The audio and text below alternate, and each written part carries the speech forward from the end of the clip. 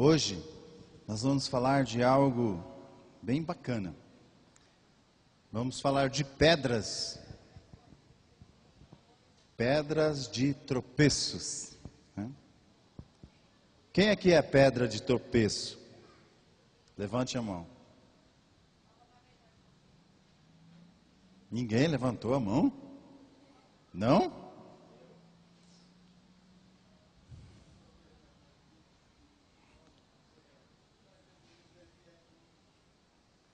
Você não é pedra de tropeço, meu irmãozinho. É só uma perguntinha que fez, mas fica em paz. Amém? Jesus é com você, Ele é por você. Amém? Mas nós vamos aprender hoje muitas coisas que você vai entender, amém? Pedras de tropeços, né? Uma coisa que nós não devemos ser. Vamos começar com Isaías.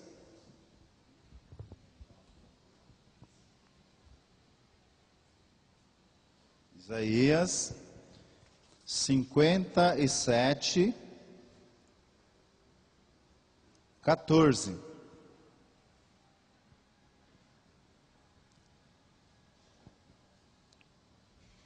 Todos acharam? Está escrito desta forma: aplanai, aplanai o caminho, tirai os tropeços do caminho do meu povo. Assim diz o Senhor. Feche seus olhos, vamos orar. Pai, em nome de Jesus, desde já nós te pedimos perdão, porque o Senhor vai falar conosco nesta noite, e que isso venha nos ensinar, acalmar nosso coração. Nós te pedimos, Senhor Deus, o Senhor toque no coração de cada um, na mente, Senhor Deus. Prepara, Senhor, a mente de cada um para ouvir a sua mensagem, Senhor, em nome de Jesus. Amém. Amém. Glória a Deus.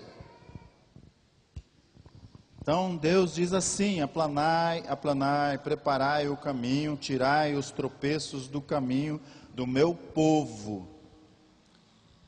Como nós podemos nos tornar pedras de tropeços, para o povo de Deus, sendo que nós já conhecemos a palavra, somos conhecedor, nós sabemos das coisas, fomos livres, libertos, praticantes da palavra, e nós ainda podemos ser dessa forma, pedra de tropeço para o povo de Deus, para a nossa família, para a nossa igreja, para o nosso trabalho. Como que nós podemos praticar esse tipo de coisa, mesmo sendo conhecedor da palavra, mesmo obedecendo, e mesmo praticando, mesmo estando na igreja?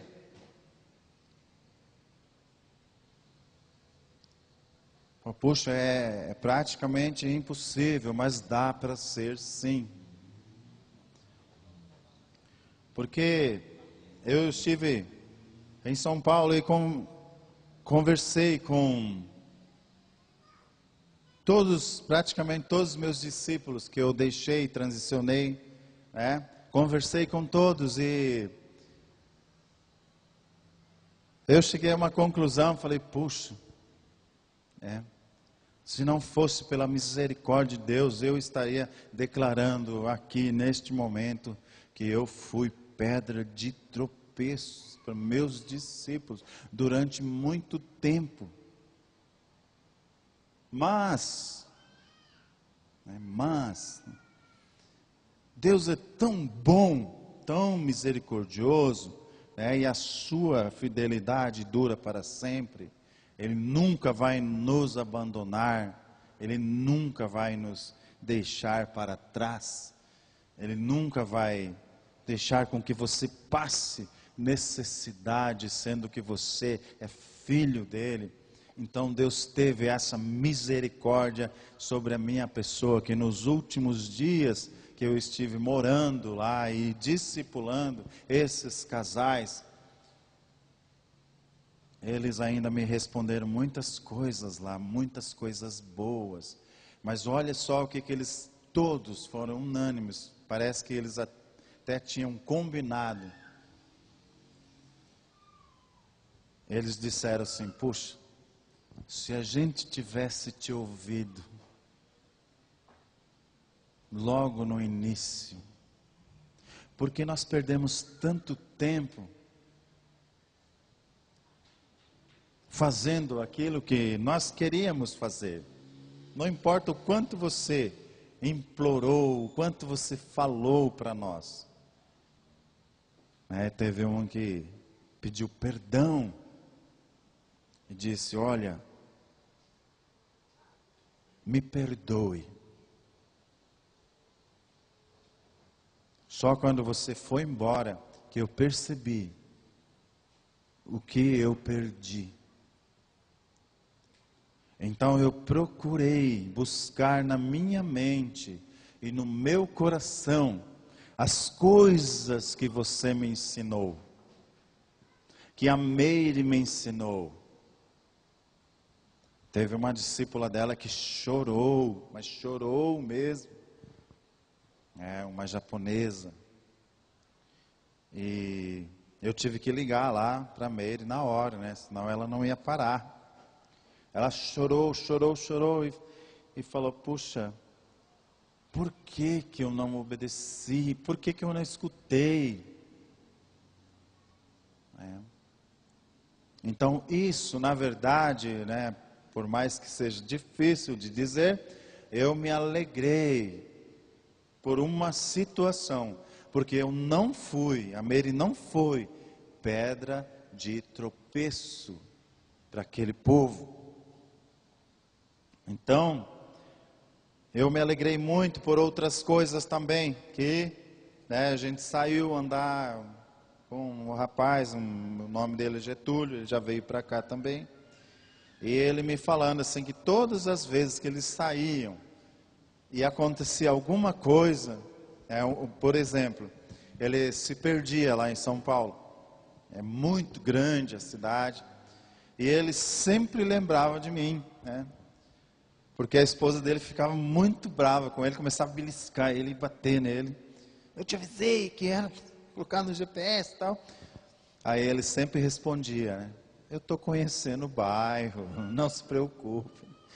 Lá vem você com essas coisas do Jimmy.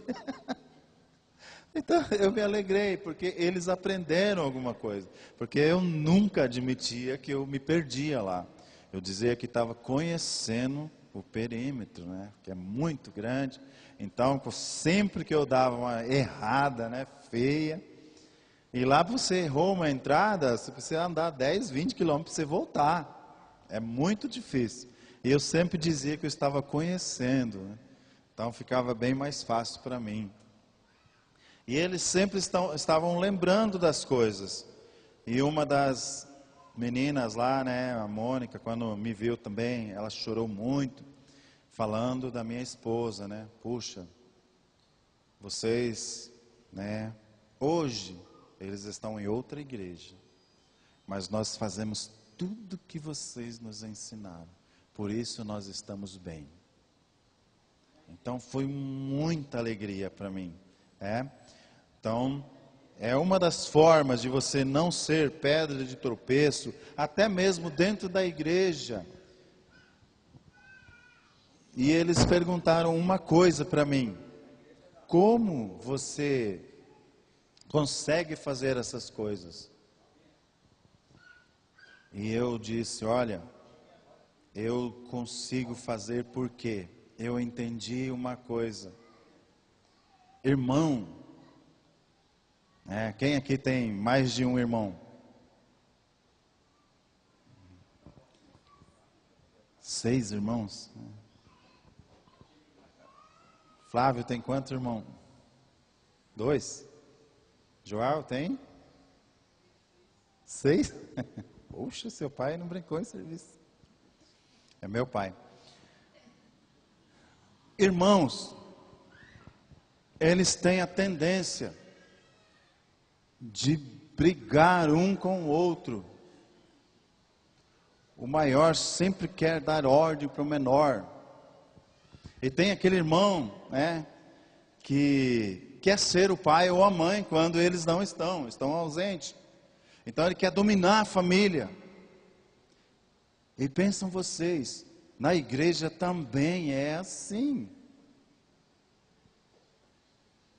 Então o irmão sempre vai tentar fazer algo contra o irmão. Parece que é da natureza humana a gente querer ser mais. Então isso se torna algo assim, né, terrível. Por quê?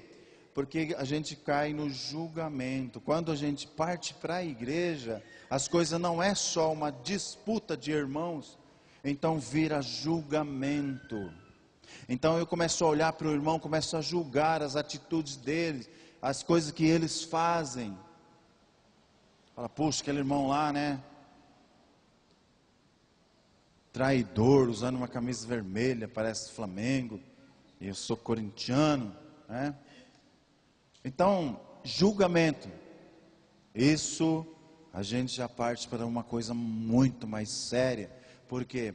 Porque não podemos tomar o lugar de Deus.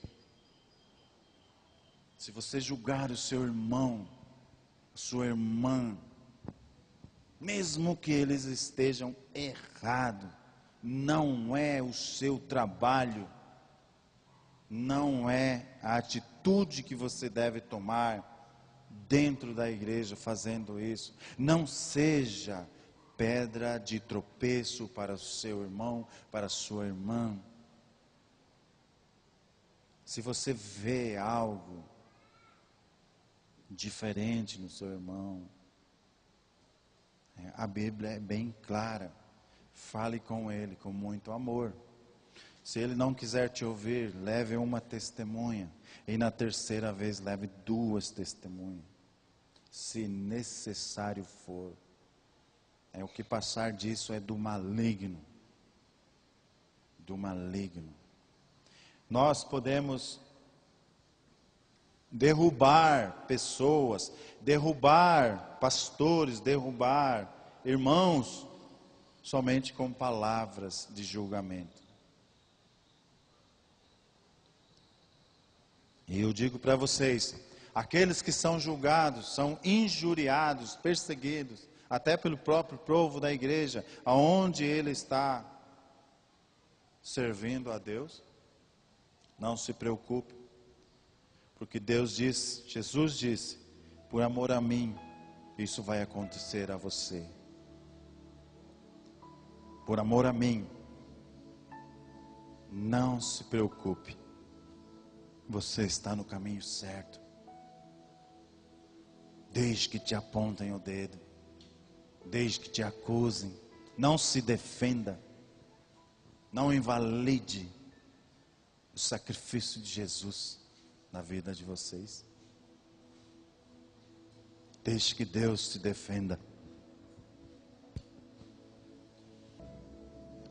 Quando nós conhecemos a palavra, a verdade, isso não significa que nós somos ou nos tornamos melhores que os outros.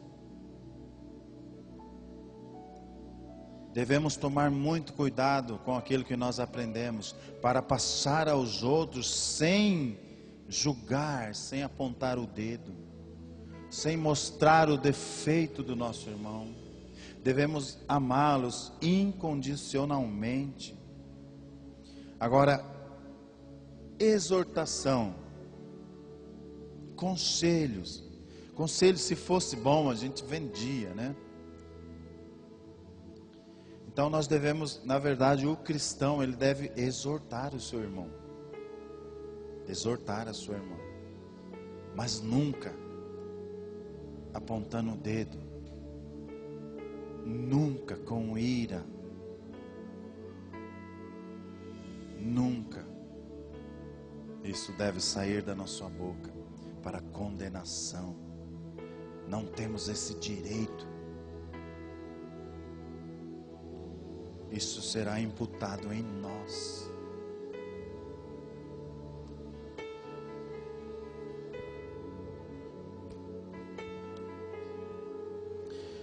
No versículo 8 diz assim: mas vós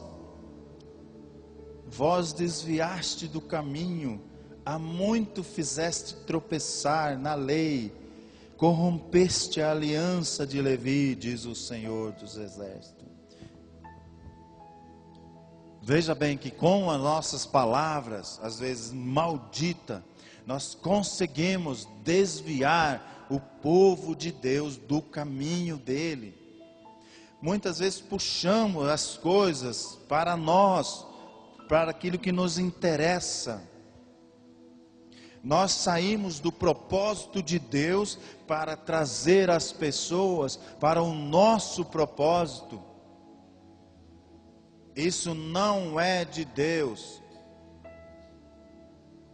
Não podemos de maneira nenhuma ser pedra de tropeço para o nosso irmão, para a nossa irmã, para a nossa liderança, para os nossos pastores, para os líderes de células, para os diáconos, presbíteros. Nós não podemos julgá-los.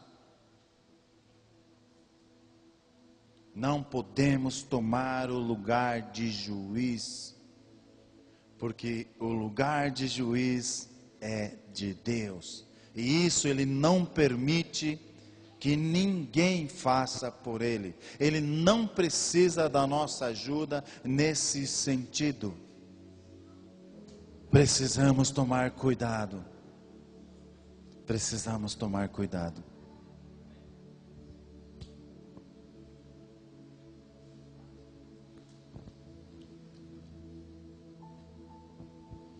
Tomar cuidado com nossas palavras. Vocês viram como é perigoso desviarmos pessoas do propósito de Deus.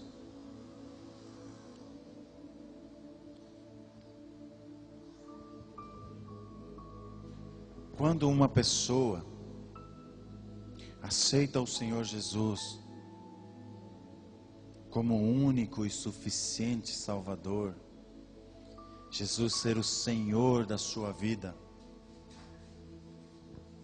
como Ele disse, aquele que vem até mim, beber da minha água, nunca mais terá sede. Então isso significa, quando Jesus falou, Ele estava na beira do poço, significa que cada um de vocês, quando aceita o Senhor Jesus, jorra rios de água vivas de dentro de você. E quando eu estou falando, ou julgando, ou apontando o dedo para o meu irmãozinho, eu estou jogando entulho, estou jogando lixo na boca do poço de Jesus. Estou entulhando o meu irmão de lixo. E é isso que ele vai virar, se você continuar acusando, apontando o dedo para seu irmão, para sua irmã, julgando de forma completamente errada. E não existe um julgamento certo vindo do ser humano. Cuidado, não podemos entupir um poço que Jesus abriu. Você é um veio, que flui rios de água viva. Isso ninguém pode tomar de você. Ninguém. Se nem Deus faz isso, o ser humano também não pode. Não seja pedra de tropeço.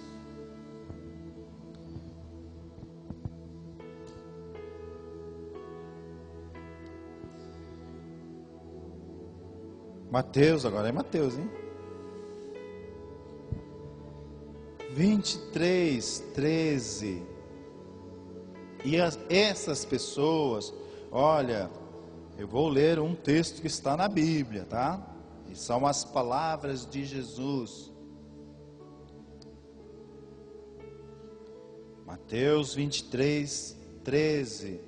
As tais pessoas que praticam tais coisas, diz aí, né? Todos acharam? Mas ai de vós, escribas e fariseus.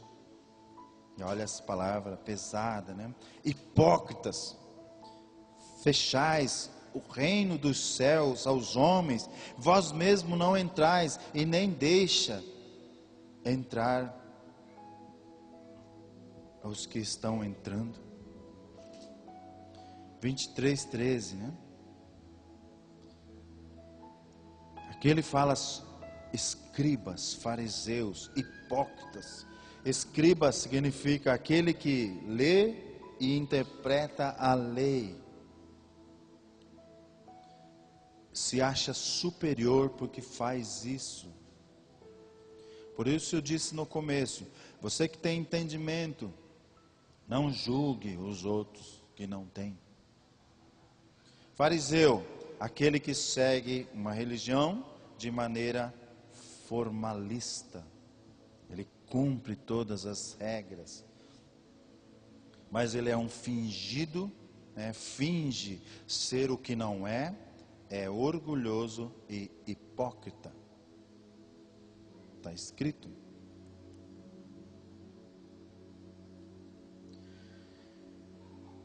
Como fazer para não chegar a esse ponto?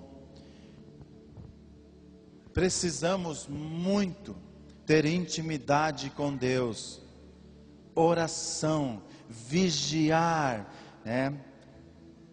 Vigiar o tempo todo para que você não entre em tentação. Talvez a igreja não te faça desviar do caminho, mas os prazeres da carne nos faz desviar do caminho do Senhor. O que é prazer? Prazer é você ter algo que você não pode ter, algo, né, extraordinário, você desejar, querer ter um carro que você não pode manter. Isso é um desejo carnal. Isso vem da carne, não vem do... Você pode ter tudo do bom e do melhor, desde que você seja honesto, sincero com Deus.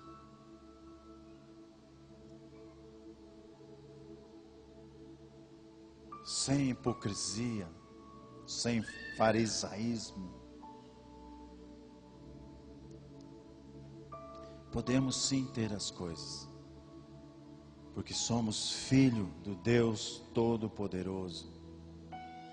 É um Pai que quer te dar todas as coisas, basta você obedecê-lo. Então, para nós não cairmos em tentação de se desviar nem para a esquerda nem para a direita, nós devemos vigiar, orar sem cessar, ter o nosso tempo precioso com Deus.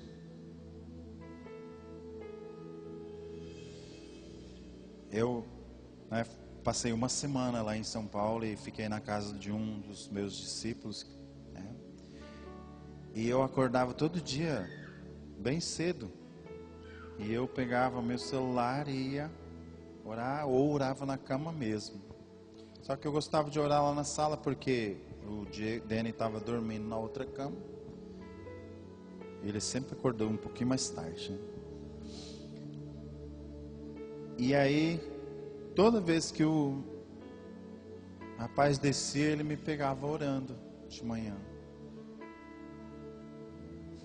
Aí ele, no terceiro dia, ele falou: olha, posso falar uma coisa para você? Eu falei: pode. Estou me sentindo constrangido. Eu falei: mas por quê? É porque eu não oro mais. Eu não tenho meu tempo sozinho com Deus. Faz muito tempo que eu deixei de orar. Eu não tenho mais vontade de ir para a célula. E muito menos de ir para a igreja.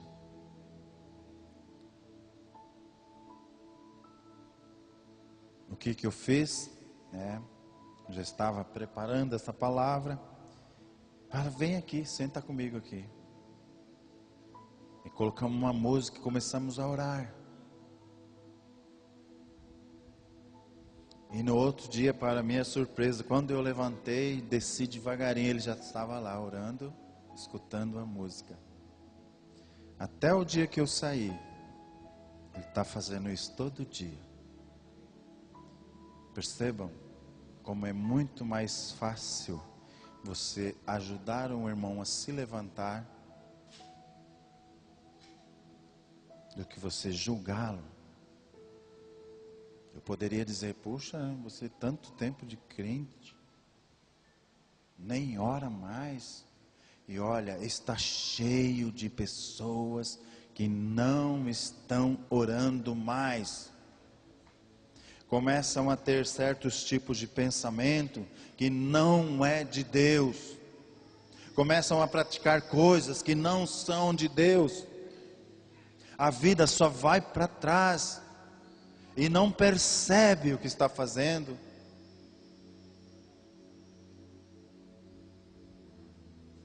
É lógico que eu disse mais fácil fazer isso, mas é muito mais difícil da pessoa aceitar. Mas com a sua insistência em Deus, não em você, você consegue trazer de volta aquele que estava perdido. Amém? Mas para nós fazermos isso, nós precisamos ter o quê? Vocês pelo menos imaginam o que Jesus pediu para a gente ter pelas pessoas? O que o apóstolo Paulo falou quando ele disse, olha, se você fizer isso, se você subir no morro, se você subir numa montanha, se você escalar um prédio, por uma pessoa, ou por muitas pessoas, se não tiver o amor, de nada valeria. Quem aqui tem muito amor para dar? Glória a Deus. Vê um aí que levantou as duas mãos. Que bênção, né? Aleluia. Flavinho. 1 João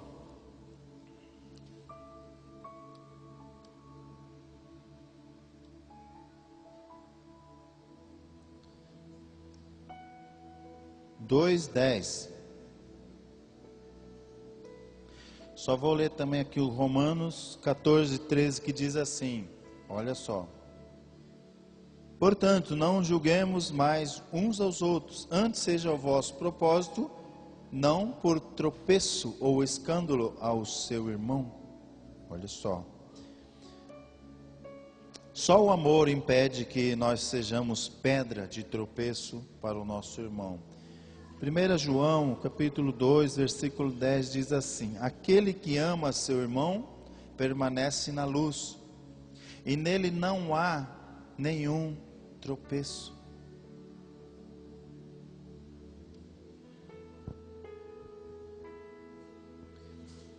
Olha, eu vou dizer uma coisa para vocês: ser amável é uma coisa, amar o outro ser humano é complicado. Se eu estivesse lá perto de Jesus, eu até ia perguntar: Jesus, pede coisa fácil, isso é difícil demais. Ser amável é diferente de amar. Ser amável é diferente. E o que nós devemos praticar realmente é o amor. Sem isso, nada valeria. Se eu não amar o meu irmão que eu estou vendo, como eu posso declarar que eu amo a Deus que não vejo? Não tem como.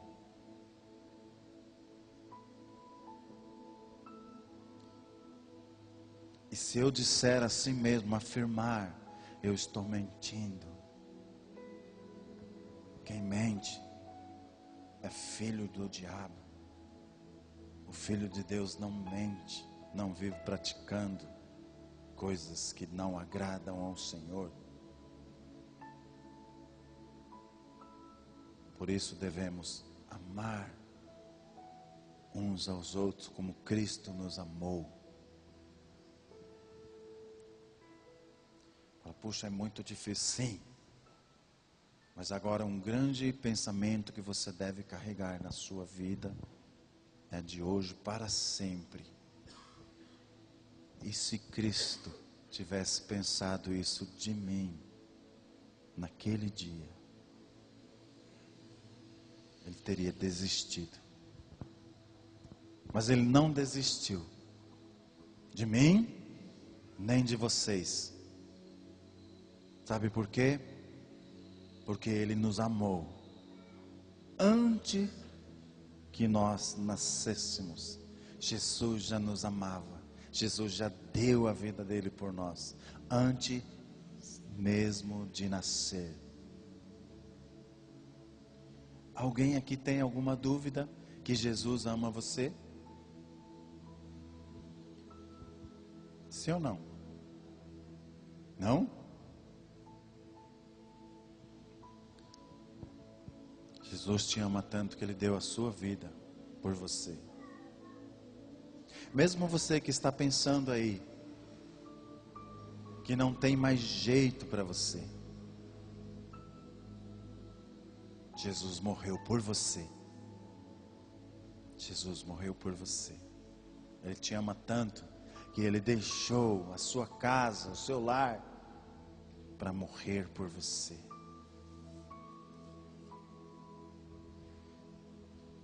Para tudo tem jeito com Jesus.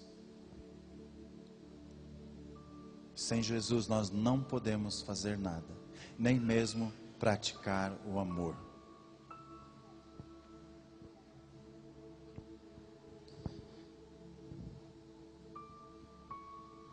Você que está pensando que tudo que você praticou, parece que não há perdão.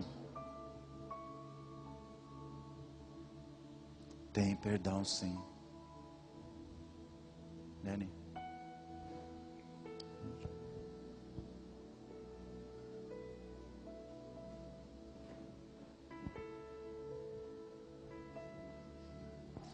Fiquem de pé.